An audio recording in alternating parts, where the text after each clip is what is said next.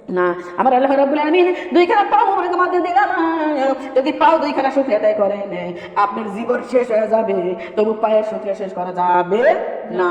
এত যদি এই পাও যদি আল্লাহ না দিত আজকে কি হাইটে হাইটে আল্লাহর দ্বারে আসতে পারতেন? পারবেন না।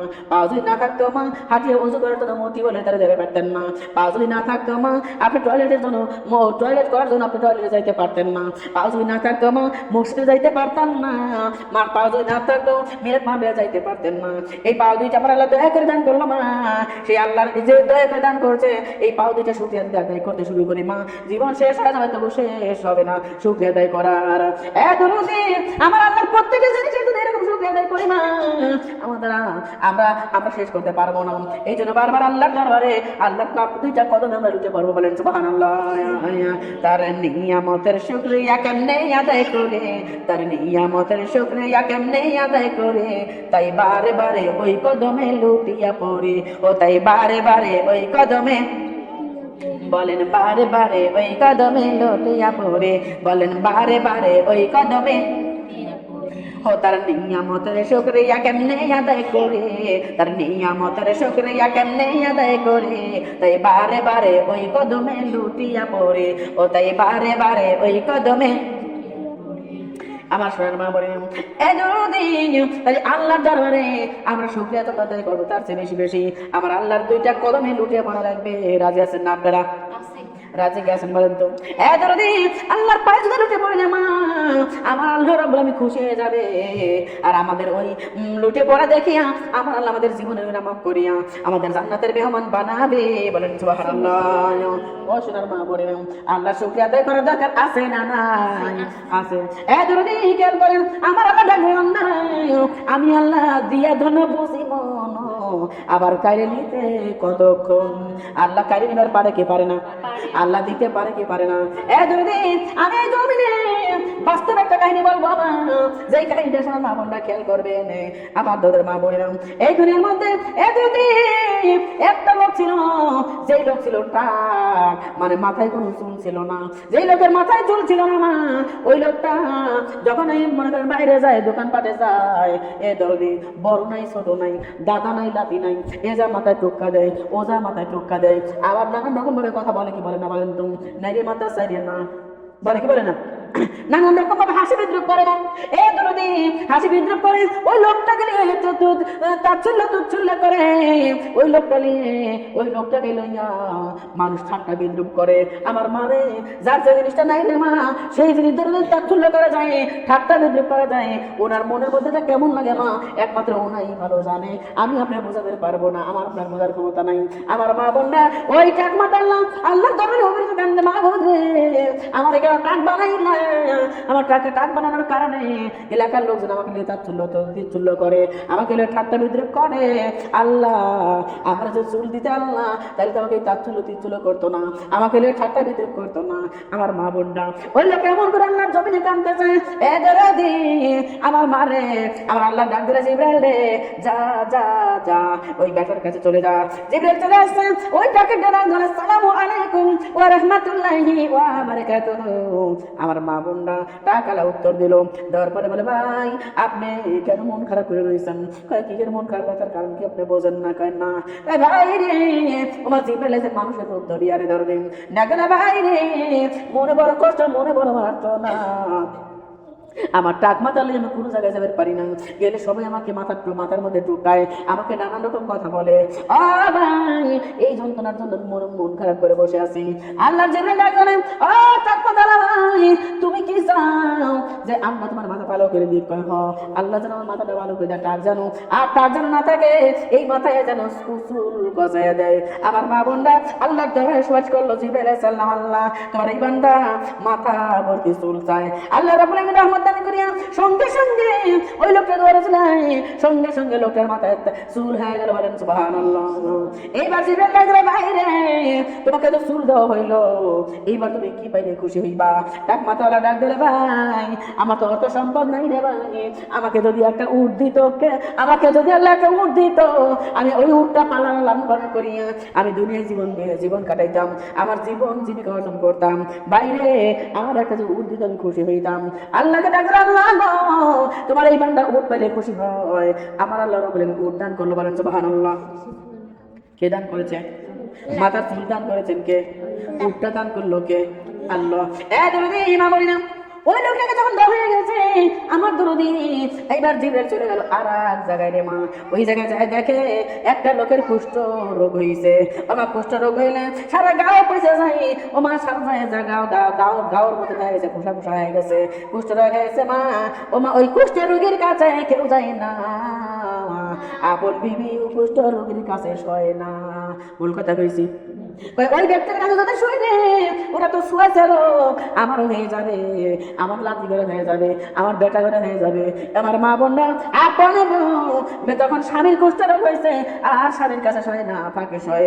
বেটারা বাবার কাছে যায় না, বিটিরা বাবার কাছে যায় না।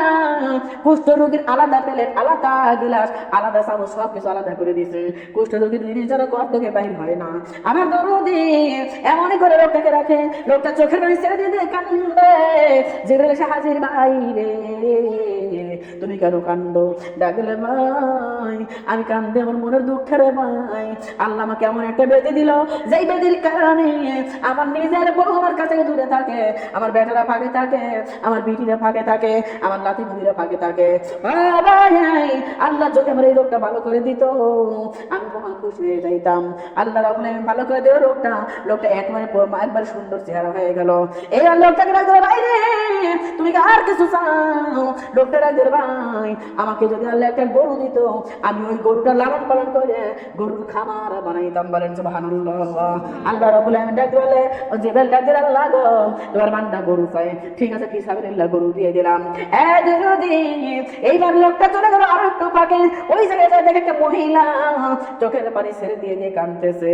আমার মা, আমার বোন, আমার দরদিরা, মহিলা কান্দে আর পরে বাড়ি কাজ করতেছে। ডাক্তার আসসালামু আলাইকুম ইয়া আহলাল বাইতি, ও মহিলা তুমি কেন চোখের পানি ছেড়ে দিয়ে কান্দো? ডাক্তার আমাকে আপনি কি বোঝেন না আমি কেন কান্দি? আমার কোলে ছোট্ট বাচ্চা আছে, বাচ্চার ভাতের জন্য আমি পরের বাড়ি কাম করে খাই।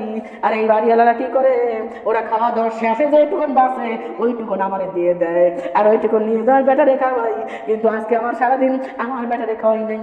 আমার বেটা মানুষ করা আর পরের বাড়ি কাজ করা দুটোই বড় কঠিন হয়ে গেছে।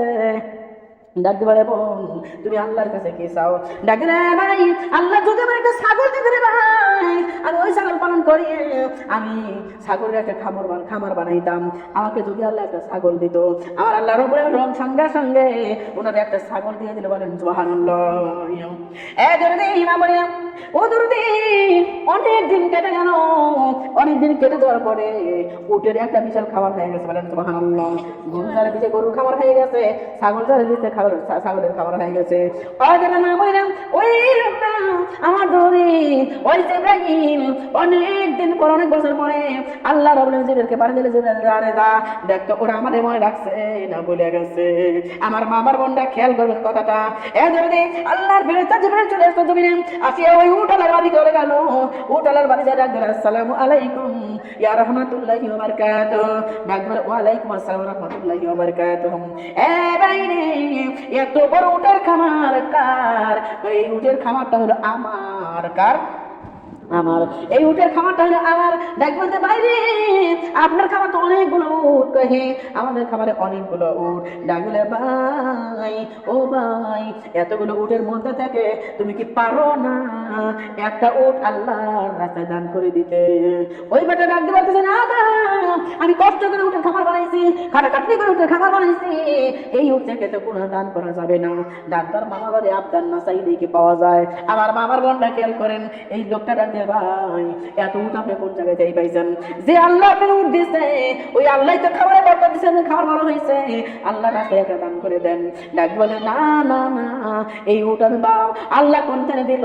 আমরা তো বাপ দাদার জামান থেকে আমরা বড় লোক, এরকম বলে কি?